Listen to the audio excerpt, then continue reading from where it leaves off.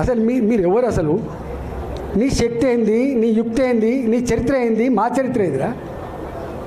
2002లో వచ్చిన జిల్లాకి 2002లో వచ్చిన జిల్లాకి 2 సార్లు నేను జిల్లా పార్టీ అధ్యక్షుడిగా పనిచేసిన, నేను 2 సార్లు జిల్లా మంత్రిగా పనిచేసిన. నేను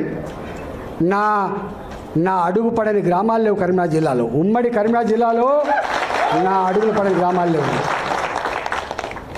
ఉమ్మడి కరీంనగర్ జిల్లాలో నేను కరీంనగర్లో ఉంటే పొద్దున ఉదయం పొయ్యి ముట్టిస్తే రాత్రి 12 గంటలకు కూడా ఆ పొయ్యి ఆరిపోయేది కాదు.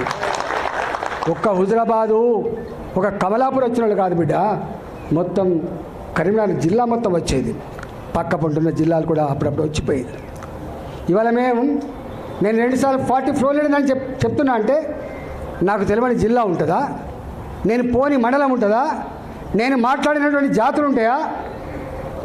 మీకు మా చరిత్ర తక్కువ తెలుసుకోడుకా, మీ చరిత్ర మీకు తక్కువ తెలుసు. నేను భరిస్తాము, ఎక్కడ భరిస్తాం?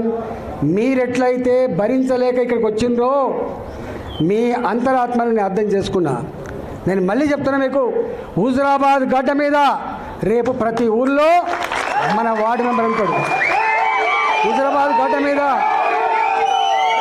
నా సర్పంచ్ ఉంటాడు హుజరాబాద్లో.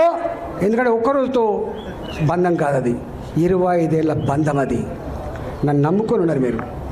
రేపటి గెలుపుకు సంకేతం ఇచ్చే అడ్డ ఇలా షామిర్పేట అడ్డ. దాన్ని పట్టుకొని వాడు సైకోనా, శాడిస్టా, వాడు మనిషా, పశువా? వాడు ఏ పార్టీలో ఉన్నాడు? వాడు ఎవరి అండతో ఆ ధైర్యం చేస్తున్నాడు? వాడిని ఎంచుకోవాలి, కానీ బీ కేర్ఫుల్ కొడుక, బీ కేర్ఫుల్. మేము శత్రువుతో కొట్లాడతాం, కానీ కడుపుల కత్తులు పెట్టుకొని కవలించుకునే సంస్కృతి మా రక్తం లేదు కొడుక, నా రక్తం లేదు. ఇవాళ మీరు ఎవడెవడు సోషల్ మీడియాలో పెడుతున్నారో, ఏమేమి రెచ్చగొడుతున్నారో, ఏమేమి చేస్తున్నారో మొత్తం పైకి పంపించే ప్రయత్నం చేస్తా. నేను అనుకుంటున్నా సంస్కారం ఉందని, సభ్యత ఉందని ఇట్లాంటి వాటిని అరికడతానని భావిస్తున్నా. అరికట్టకపోతే నష్టపోయేది ఎవరో అర్థం చేసుకోండి మీరు. నష్టం మాకు కాదు, మాకు ఏం తక్కువ ఉంది? అసలు మీరు ఎవరు? అసలు నీ శక్తి ఏంది, నీ యుక్తి ఏంది, నీ చరిత్ర ఏంది, మా చరిత్ర ఏదిరా? 2002లో వచ్చిన జిల్లాకి 2 సార్లు నేను జిల్లా పార్టీ అధ్యక్షుడిగా పనిచేసిన, నేను 2 సార్లు జిల్లా మంత్రిగా పనిచేసిన. నేను నా అడుగు పడని గ్రామాలు లేవు కరీంనగర్ జిల్లాలో. ఉమ్మడి కరీంనగర్ జిల్లాలో నా అడుగులు పడని గ్రామాలు లేవు. ఉమ్మడి కరీంనగర్ జిల్లాలో నేను కరీంనగర్లో ఉంటే పొద్దున ఉదయం పొయ్యి ముట్టిస్తే రాత్రి 12 గంటలకు కూడా ఆ పొయ్యి ఆరిపోయేది కాదు. ఒక్క హుజరాబాదు, ఒక కమలాపూర్ వచ్చిన వాళ్ళు కాదు బిడ్డ, మొత్తం కరీంనగర్ జిల్లా మొత్తం వచ్చేది. పక్క పంటున్న జిల్లాలు కూడా అప్పుడప్పుడు వచ్చిపోయేది. ఇవాళ నేను 2 సార్లు 40 ఫ్లోర్ లేదని చెప్తున్నా అంటే నాకు తెలియని జిల్లా ఉంటుందా? నేను పోని మండలం ఉంటుందా? నేను మాట్లాడినటువంటి జాతులు ఉంటాయా? మీకు మా చరిత్ర తక్కువ తెలుసుకోడుకా, మీ చరిత్ర మీకు తక్కువ తెలుసు. నేను సంస్కృతి నుంచి వచ్చిన వాళ్ళం. మనకు స్ట్రైట్ ఫైట్ తప్ప స్ట్రీట్ ఫైట్ రాదు.